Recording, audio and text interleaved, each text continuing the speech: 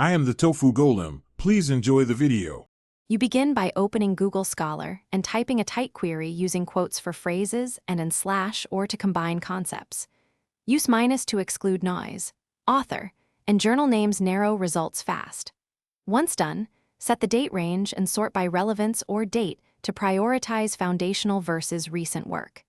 Make sure library links are enabled in settings so you can access full texts or PDFs shown on the right. This gets you primary sources immediately without extra hunting.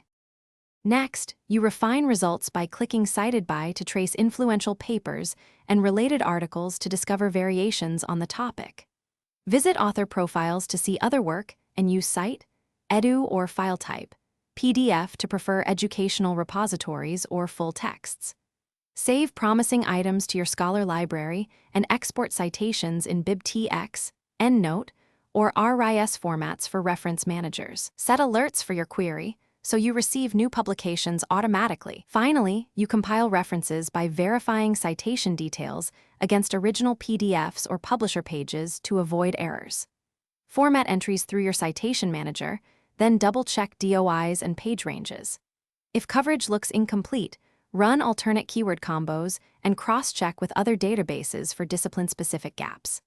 If articles are behind paywalls or missing, clear browser cache, toggle VPN or institutional proxy, and confirm library access. This usually resolves access problems so you can finish your reference list reliably. Thanks for watching. Consider subscribing if we helped you today.